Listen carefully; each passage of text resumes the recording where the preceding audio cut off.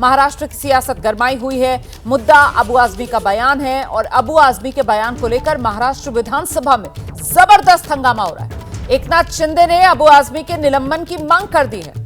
महाराष्ट्र विधानसभा में एकनाथ शिंदे प्रदेश के deputy CM हैं, उनकी तरफ से अबू आजमी को देशद्रोही कहा गया। एकनाथ शिंदे ने कहा अबू आजमी देशद्रोही है। एक देशद्रोही को यह बिल्कुल अधिकार नहीं दिया जा सकता कि वो विधानसभा में बैठे। अबू आजमी को निलंबित किया जाना चाहिए विधानसभा से। एकनाथ शिंदे ने अबू आजमी के सदन से निलंबन की मांग की है। और देखिए, सदन की कार्यवाही शुरू होने से पहले आज विधानसभा परिसर में किस तरीके से हंगामा अबू आजमी के बयान को लेकर सदन के बाहर भी देखने के लिए मिला। नाराजगी विधायकों की कुछ इस तरीके से फूटी कि अबू आजमी के पोस्टर्स पर जूते बरसाते हुए शिवसेना शिंदे गुट के विधायक नजर आ रहे हैं।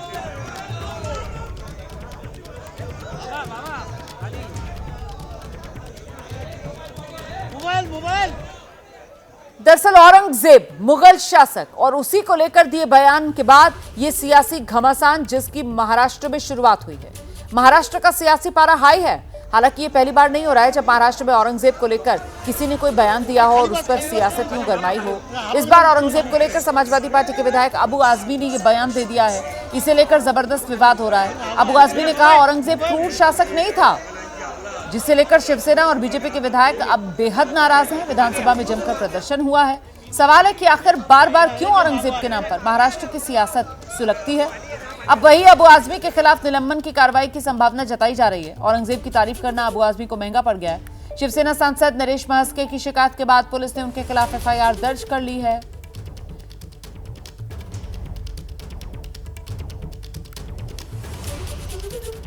तो एक तरफ अबू आजमी के बयान को लेकर सियासी संग्राम, बीजेपी और शिवसेना अबू आजमी से माफी की मांग कर रही है और वहीं कांग्रेस अबू आजमी के समर्थन में है। कांग्रेस के नेता उदित राज कह रहे हैं हिंदुओं में भी कई क्रूर शासक हुए, औरंगजेब को टारगेट लेकिन किया जाता है। वहीं अवधेश प्रसाद कह रहे हैं अबू आजमी के बयान की निंदा करने की जरूरत नहीं है। राजा लोग ऐसा करते थे। राजा लोग क्या बड़े राजा छोटे राजा को नहीं मारते थे, नहीं करते थे। उनके औरतें नहीं छीन लेते थे, संपत्ति नहीं हड़प लेते थे। केवल ये टारगेट करना गलत बात है। बड़ी क्रूर, बहुत सारे हिंदू राजा भी क्रूर हुए, मुस्लिम भी क्रूर हुए और भी अंग्रेज भी क्रूर थे। तो क्या केवल औरंगजेब की ही बात क्यों? अबू आजमी ने कोई गलत नहीं कहा। हमारे साथी, हमारी पार्टी के नेता ने जो टिप्पणी की है उसको ठीक से उप मुख्यमंत्री जो है नहीं समझ पाए, इसलिए वो इस तरह का अनर्गल बेबुनियादी बात कर रहे हैं। तो इतिहास समझना चाहिए, उनको इतिहास समझना चाहिए। औरंगजेब का क्या इतिहास रहा, उनके सिपह सालार, उनके सलाहकार, उनके आसपास के लोग कौन लोग थे, इसकी जानकारी उनको लेना चाहिए। और जानकारी जब हो जाएगी तो इस तरह का बयान नहीं देंगे। तो औरंगजेब पर यह बयान और इसी को लेकर यह सियासी संग्राम। और इस वक्त हमारे साथ कांग्रेस के नेता उदित राज जी मौजूद हैं। उदित राज जी, बहुत धन्यवाद आपका एबीपी न्यूज के लिए समय निकालने के लिए। मेरा पहला सवाल आपसे यह है सर कि आप अबू आजमी के बयान के समर्थन में क्यों हैं? देखिए, बात उनके बयान के समर्थन में मैं नहीं हूं। बात आज देश को आगे जाने की है। अतीत में जो हो गया उन मुर्दों को उखाड़ करके क्या हम आगे तरक्की कर सकते हैं? और जहां तक क्रूरता की बात है तो क्रूर तो कई शासक रहे हैं। केवल एक धर्म के शासक या एक धर्म को मानने वाले शासक को ही क्रूर बताना उचित नहीं है। मिहिर कुल इतना बड़ा क्रूर शासक था कि हजारों बौद्धों को आमंत्रित करके उनका कत्लेआम किया।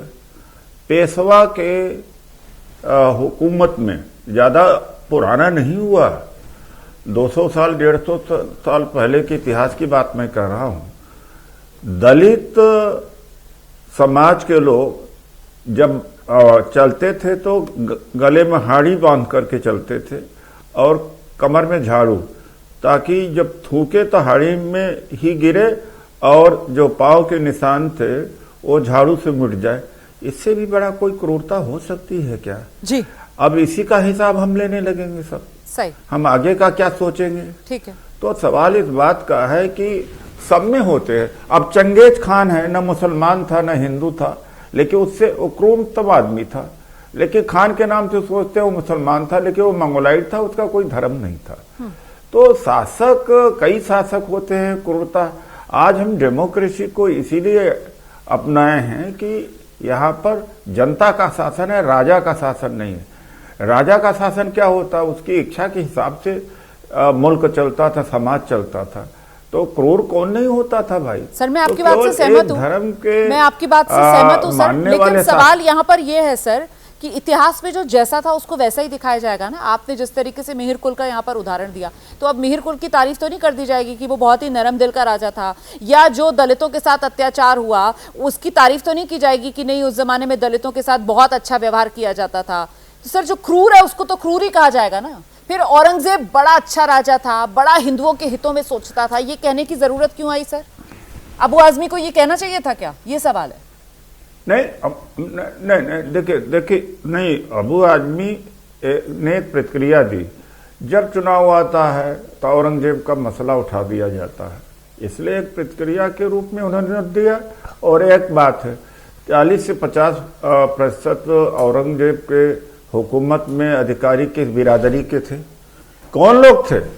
अपने पूर्वजों को बारे में सोचे। उसमें दलित ओबीसी के परिवारों के तो नहीं थे अधिकारी, कारिंदा, मनसबदार कुछ थे। तो उनके बगैर सहयोग के क्या औरंगजेब यहाँ टिक सकता था? ठीक है। ये जो भी शासक आक्रांता यहाँ पर आए, यहाँ के लोगों का सहयोग मिला तभी वो सफल हो पाए। जातियों में देश को बांट दिया, 2% लोगों को ये जिम्मेदारी दिया देश की रक्षा का, तो आक्रांताओं का क्या गलती है? आप अपने अंदर झांक के देखिए कि आपने जात पात करके कितना क्रूरता किया, कितना बांटा। और इसी की वजह से जब आक्रांता बाहर से आते थे, जाति व्यवस्था की वजह से बाकी सारी जनता चुप रहती थी। अगर ढेला उठा देते तो कोई आक्रमण करके जीत जाता। लेकिन सर जब आप लोग क्लीन चिट इन आक्रांताओं को देते हैं तभी तो सवाल उठता है ना कि ठीक है, अपने समाज में बुराइयां थी, अपने समाज में कमियां थी, कमजोरियां थी, लेकिन फायदा तो उसका इन आक्रांताओं ने उठाया ना। और आक्रांता तो आक्रांता है सर, उसकी तारीफ तो नहीं की जा सकती है ना। सवाल तो इसीलिए उठता है कि जब सारा का सारा ठीकरा जो है वो अपने लोगों पर फोड़ने की एक रणनीति सी लगती है कि दुष्प्रचार किया जा रहा है अपने ही लोगों के खिलाफ, और आक्रांताओं को जो है उनको मेडल दिए जा रहे हैं। अरे भाई, आक्रांता का कौन मेडल दे रहा है? कोई मूर्ख नहीं दे रहा है। लेकिन आक्रांता सफल हुए क्यों? उन कारणों को तो जानना चाहिए। आज भी वो कारण, आप सही कह रहे हैं सर, उन कारणों को जानना चाहिए। लेकिन यहाँ पर अबू आजमी ने तो तारीफ ही कर दी ना सर। अबू आजमी कह रहा है वो तो क्रूर था ही नहीं। अबू आजमी तो औरंगजेब को लेकर यही कह रहे हैं ना कि वो तो बड़ा हिंदुओं के बड़े हितों की बात करते थे, इसीलिए तो सवाल है। अरे भाई, आप नहीं, अबू आजमी ने इसलिए कहा कि जब भी चुनाव आता है तो केवल अंगुली एक धर्म के मानने वाले शासक पर ही जाती है। ठीक है। तो क्यों जाती है भाई? अगर देखा जाए तो क्रूर राजा तो और लोग थे। यह एक प्रतिक्रिया स्वरूप है। ये बीजेपी आरएसएस वाले बचे इससे। बार बार औरंगजेब को क्यों ले आते हैं, मुसलमानों को क्यों ले आते हैं, हिंदू मुसलमान की बात क्यों करते हैं? अच्छा, तो आप कह रहे हैं कि औरंगजेब के जरिए देश में हिंदू मुसलमान किया जाता है। बहुत शुक्रिया सर अपनी बात एबीपी न्यूज पर रखने के लिए। मैं आगे बढ़ रही हूं, पैनल का हम आपसे परिचय करा रहे हैं जो इस वक्त हमारे साथ मौजूद हैं। प्रदीप भंडारी बीजेपी के प्रवक्ता इस समय हमारे साथ मौजूद हैं, और साथ ही आप देख रहे हैं हमारे साथ प्रोफेसर धर्मेंद्र यादव प्रवक्ता समाजवादी पार्टी के जुड़ गए हैं, स्टूडियो में मौजूद हैं, और गुलाब चंद्र दुबे प्रवक्ता हैं शिवसेना शिंदे गुट के, वो भी हमारे साथ मौजूद हैं। प्रदीप भंडारी का पहले रुख कर लेते हैं। प्रदीप जी, अभी मैं उदित राज जी से बात कर रही थी और उनकी तरफ से कहा जा रहा है कि आक्रांता तो आक्रांता ही कहा जाएगा, लेकिन वो कह रहे हैं कि औरंगजेब के जरिए दरअसल इस देश में हिंदू मुसलमान करने की एक साजिश है। रुमाना जी, ये हिंदू मुसलमान कैसे हो गया? उदित राज जी कह रहे थे कि भाई आक्रांता सक्सेसफुल क्यों हुए? क्योंकि उदित राज जैसे जयचंद थे उस वक्त भी और अभी भी है। उदित राज जैसे जयचंदों ने औरंगजेब जैसे लोगों का समर्थन किया था। औरंगजेब की बात हिंदू मुसलमान करना है? औरंगजेब एक क्रूर शासक था जिसने हिंदू मंदिरों को तहस नहस किया। औरंगजेब एक क्रूर शासक था जो बाकी धर्मों को खत्म करना चाहता था। औरंगजेब एक क्रूर शासक था जिसने दलितों को धन परिवर्तित किया। औरंगजेब एक क्रूर शासक था जिसने जजिया टैक्स लगाया। औरंगजेब एक क्रूर शासक था जो सिर्फ और सिर्फ हिंदू धर्म के ऊपर प्रहार करता था। क्या मॉडर्न हिंदुस्तान की पॉलिटी के अंदर क्या सही है? हम तो अब्दुल हमीद को मानते हैं, एपीजे अब्दुल कलाम को मानते हैं, पर ये लोग औरंगजेब और बाबर को मानते हैं। बात यही है कि ये लोग औरंगजेब और बाबर के नाम पे तुष्टीकरण करने की बात करते हैं। ठीक है। स्थिति ये तक थी, एक किताब के अंदर बिंदु महादेव मंदिर बनारस का था, जिसको पूरी तरीके सबसे बड़ा मंदिर में हुआ करता था बनारस का, पंचवटी घाट के अंदर। औरंगजेब ने उसको तहस नहस करा। क्या इतने सालों बाद भी अगर हम औरंगजेब का महिमा मंडन करेंगे तब तो हम ये जस्टिफाई कर रहे हैं कि हिंदुओं को धर्म के नाम पर अगर जिसने मारा वो हमारा हीरो है, और जो समानता की बात कर रहा है वो हमारे लिए जीरो है? मैं जवाब लेती हूं। प्रोफेसर धर्मेंद्र यादव क्यों तारीफ कर रहे हैं? आपकी पार्टी का ही नेता है ना अबू आजमी, क्यों उनको औरंगजेब से इतना इश्क है सर? रोमाना जी, भारतीय जनता पार्टी खुद भी अंधी है और धर्मांध बनाना चाहती है लोगों को। किसी व्यक्ति के व्यक्तित्व के पॉजिटिव साइड को भी देख सकते हैं, नेगेटिव साइड को भी देख सकते हैं, और जो भी पहलू उसको भी देख सकते हैं। रावण के बारे में आप भी जानती हैं, मैं भी जानता हूँ। रावण तपस्वी भी था, रावण ज्ञानी भी था, रावण अहंकारी भी था, अधर्मी भी था। तो दो पहलू उसके नेगेटिव हैं, दो पॉजिटिव हैं।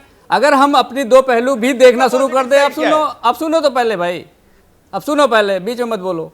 अब रावण अहंकारी था, इस बात को सब मानते हैं। अब सुनो पहले मेरी बात।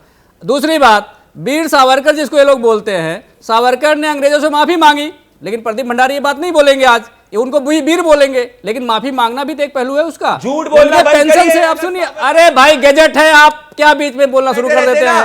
यही दिक्कत है आपकी, यही दिक्कत है आपकी, वही कह रहा हूं ना, यही दिक्कत है आपकी। आप सच सुन नहीं सकते। अब सुनिए दूसरी बात, मोहन भागवत जी ने कुंभ में स्नान नहीं किया, तो हम उनको बोल दें कि वो सनातनी नहीं है, वो हिंदू विरोधी है।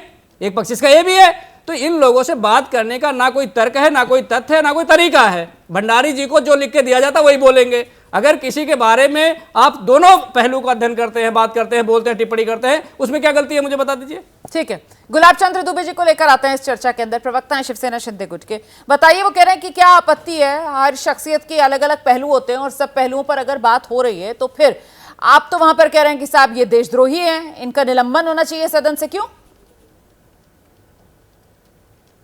जी रोमाना जी, इससे बड़ा माफी कुछ हो ही नहीं सकता उनके लिए, या इससे उनके लिए पश्चाताप हो ही नहीं सकता, प्रायश्चित हो ही नहीं सकता। महाराष्ट्र की इस पवित्र उस विधानसभा के मंदिर में उनको बैठने का कोई अधिकार नहीं, जिन्होंने औरंगजेब को उनका ताजुपोशी किया, उनके बारे में गुणगान कर रहे हैं। धिक्कार है ऐसे मानसिकता विचार को लेकर के।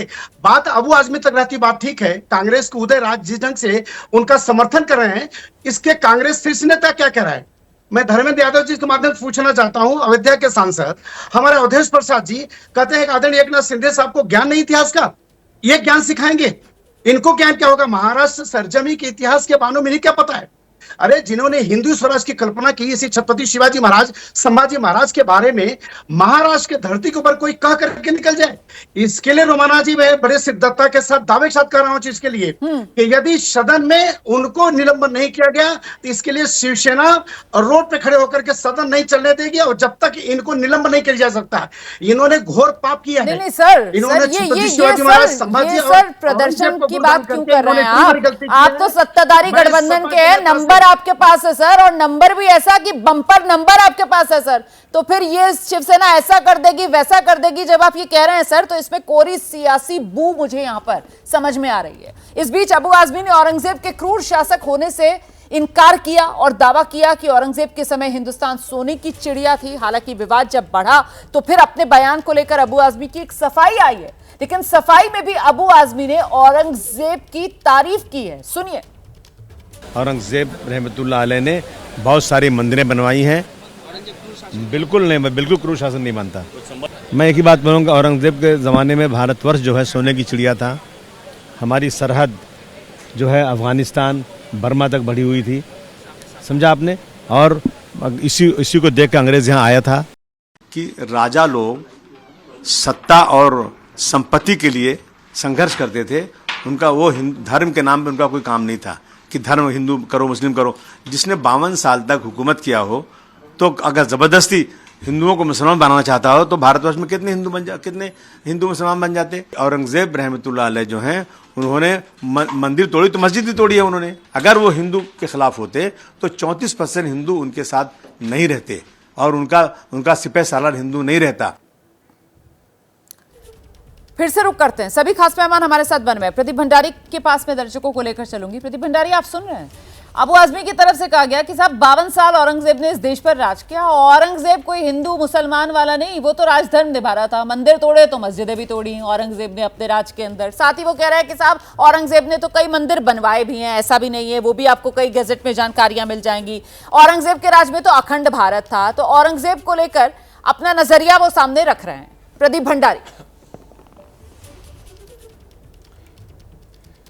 मैं कह रहा हूं रुमाना जी, आज तो स्पष्ट हो चुका है आपके शो के ऊपर कि समाजवादी पार्टी लोहिया जी को नहीं मानती है। समाजवादी पार्टी के मूल आदर्श औरंगजेब जैसा क्रूर हत्यारा है, भारत विरोधी हिंदू विरोधी हत्यारा है। समाजवादी पार्टी के प्रवक्ता को मैं चैलेंज करना चाहता हूं, मैं सुनना चाहता हूं, मैं अल्पज्ञानी हूं, जरा वो 5 औरंगजेब की खूबियां बता दे और क्या आने वाले उत्तर प्रदेश चुनाव में समाजवादी पार्टी औरंगजेब के नाम पर वोट मांगे। हम तो चाहते हैं कि बोले जाए, गली गली जाए और भारत की जनता इनको सबक सिखाएगी।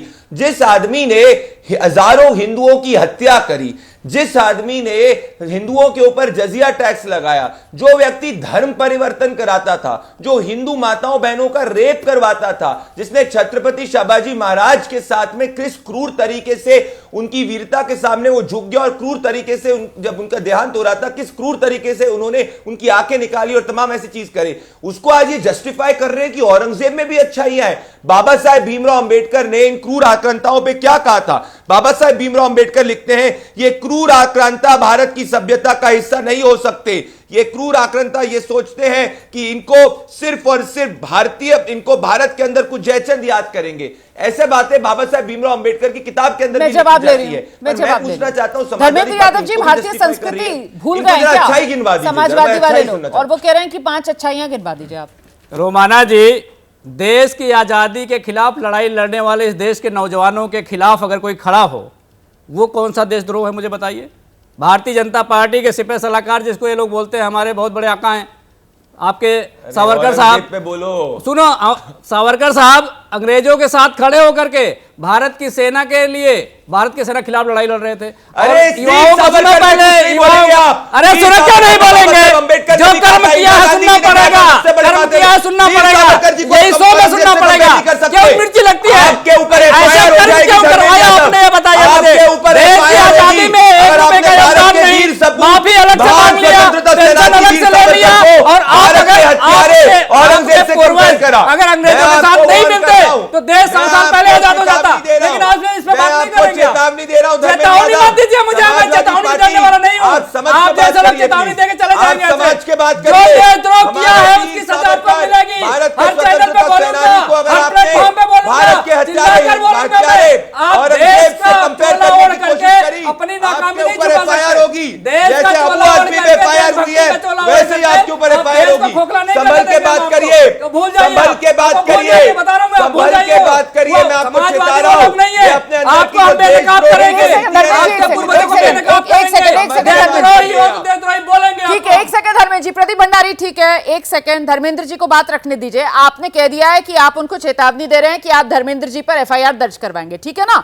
आपकी बात उन्होंने सुन ली है, बावजूद इसके वो अपनी बात रखना चाह रहे हैं। अब उनकी बात रखने दीजिए, उनकी बात भी दर्शकों तक पहुंचने दीजिए। आइए धर्मेंद्र जी अपनी बात रखिए। माना जी, वीर सावरकर ने जो भारतीय जनता पार्टी वीर कहती, मैं वीर नहीं कहता हूं, माफी मांगी। मैं वीर उसको कहता हूं, भगत सिंह को वीर कहता हूं, आजाद को वीर कहता हूं, जो फांसी के फंदे को लटका लिया लेकिन अंग्रेजों के सामने घुटने जाकर नहीं टेका और उनसे पेंशन नहीं लिया, इसलिए वो वीर नहीं है। वीर की परिभाषा भारतीय जनता पार्टी गलत करती है। दूसरी बात है, हिंदुओं की बात करने वाले भारतीय जनता पार्टी, बनारस के अंदर काशी कॉरिडोर बनाने के लिए 300 मंदिर तोड़ दिया मोदी जी ने। क्या ये हिंदू विरोधी नहीं है? प्रदीप भंडारी हिंदू विरोधी नहीं है? गुजरात के अंदर 80 मंदिर तोड़ दिया, क्या ये हिंदू विरोधी नहीं है? अगर मंदिर तोड़ना हिंदू विरोध है, सबसे बड़ी हिंदू विरोधी भारतीय जनता पार्टी है और मोदी सरकार है। तीसरी बात, मैंने उदाहरण रावण का लिया, मैंने कहा रावण के जो पक्ष है उसे राम भी सहमत है और हमें भी उस पक्ष को देखना चाहिए। अगर किसी के कुछ पक्ष अच्छे हैं तो उसे अच्छा बोलना चाहिए, जो बुरे हैं उसे बुरा बोलना चाहिए। लेकिन अच्छे पक्ष तो बताइए, वो कह रहे हैं 5 अच्छे पक्ष। मंदिर बनवाया उन्होंने, अच्छा उसने मंदिर बनवाया, वो अच्छा पक्ष है। हिंदुओं की मदद करी, वो भी अच्छा पक्ष है। अगर हिंदू को मारा वो गलत है, हाँ। अगर हिंदू बेटियों के साथ कुछ किया वो भी गलत है। सही लो, जो अच्छा किया अच्छा, जो गलत किया वो गलत किया, उसमें क्या दिक्कत है? तो गुलाब चंद दुबे जी पूर्णता में देखेंगे ना सर, अच्छाई भी देखेंगे, बुराई भी देखेंगे। किसी सवाल का जवाब दे रहे होते हैं सर, उसके प्रोज भी देखते हैं, कॉन्स भी देखते हैं, पॉजिटिव भी देखते हैं, नेगेटिव भी देखते हैं। तो यहाँ पर अगर औरंगजेब की शख्सियत का भी हर पहलू देखा जा रहा है तो फिर जिस तरीके की प्रतिक्रिया और एक चुने हुए प्रतिनिधि को कि इसको हम सदन में बैठने नहीं देंगे, ये तो देशद्रोही है, तो सर कानूनी विकल्प आजमाइए, एफआईआर दर्ज करवा दिए। ये क्या बात हुई कि नंबर के जोर पर सदन में बैठने नहीं देंगे, सदन से बाहर निकालो, निलंबित करो? ये सियासत दादागिरी से चलेगी क्या? यहाँ पे दादागिरी और दहशतगिरी की सवाल ही नहीं पैदा होता रोमानी जी। सच तो यह चीज के 52 वर्षों का शासनकाल औरंगजेब का रहा, और हमारा विपक्ष ये कहने के लिए विवश हो चुका है, तैयार हो चुका है कि उनके कालखंड में अगर मस्जिदें तोड़ी गई तो मंदिर भी तोड़े गए। अब मैं ये जानना चाहता हूं कि मंदिर के तो उनको हम सूची दे सकते हैं, उन्होंने हमारे देश में इतने इतने मंदिर तोड़े, एक भी मंदिर का, एक भी मस्जिद का चर्चा कर सकते हैं क्या? मैं धर्मेंद्र यादव जी से जानना चाहता हूं चीज के लिए, इनको क्या पता है सनातन धर्म में क्या जानते हैं? सनातन धर्म इनको क्या पता है? सनातन धर्म सनातनी उस दिन इनको धिक्कार कर दिया, इनको आउट कर दिया देश से कि जिस दिन आदरणीय मुलायम सिंह जी की, मैं उनसे आदरणीय, ये मेरा संस्कार में कह रहा हूं, मैं मुलायम सिंह के कार्यकाल में जिस वक्त वहां पे अयोध्या में कारसेवकों के ऊपर गोली चला करके इन्होंने दिखा दिया कि हमारी सोच, हमारी विचारधारा क्या है। ये जिस ढंग से, जिस तरीके से औरंगजेब के बारे में ये लोगों ने खुशनुमा करके अबू आज़मी ने जो जी, फिर आपकी सियासी सहूलियत नजर आती है ना सर? यहाँ पर बैठकर आपने मुलायम सिंह यादव को कटघरे में खड़ा कर दिया, लेकिन जिनके साथ आप सत्ता का सुख भोग रहे हैं सर, वही बीजेपी सरकार ने मुलायम सिंह यादव को ही किस तरीके से सम्मान दिया है, पद्म विभूषण से उनको सम्मानित किया गया, वहां पर आपको कोई तकलीफ नहीं होती है? ये जितने सवाल आप समाजवादी पार्टियों से पूछ रहे हैं सर, कभी अपने सहयोगी बीजेपी वालों से भी पूछ लिया कीजिए। लेकिन आपने क्योंकि यहाँ पर सवाल पूछ ही लिया है और आपने फिलहाल धर्मेंद्र यादव जी को सनातन से बाहर अगर कर ही दिया है, तो एक जवाब धर्मेंद्र यादव से भी ले लेते हैं। आइए रोमाना जी, देश की सरकार ने, देश की सरकार ने, भारत सरकार ने जिस नेता को, गुलाब जी सुनिए, तो सुनिए, यही अहंकार आपको ले डूबेगा। बाहर कर दिया आपने समाजवादियों को, अब जवाब तो ले लीजिए ना। यही अहंकार सनातन का सबसे खराब लक्षण है। आप सनातनी नहीं है, अगर होते तो आपके पास अहंकार नहीं होता। अहंकार करने वाला कभी सनातनी नहीं हो सकता, इसलिए आप सनातन पर सर्टिफिकेट मत पाइए। जिस देश की सरकार ने जिस नेता को देश का सर्वोच्च दूसरा नागरिक सम्मान दिया हो, आप उसको इस तरह से अपमानित करने का काम करते हैं, इसका मतलब आप करोड़ों हिंदुस्तानियों के दिल पर ठेस पहुंचाने का काम करते हैं। तीसरी बात, अगर माननीय उच्चतम न्यायालय के आदेश के अनुपालन में, जिसको आप राम भक्त कह रहे हो, उपद्रवी थे, अगर कोई उपद्रवी जाकर के कानून व्यवस्था को हाथ में लेगा तो उसके खिलाफ कानूनी कार्रवाई होगी, इसमें कोई दो राय नहीं है। और हम संविधान की रक्षा के लिए, कानून की रक्षा के लिए, देश की रक्षा के लिए हर प्लेटफॉर्म पे खड़े रहेंगे, हर तरीके से खड़े रहेंगे। मेरे पास इतना ही है। बहुत बहुत धन्यवाद आप सभी का आज की इस चर्चा में हमारे साथ जुड़ने के लिए।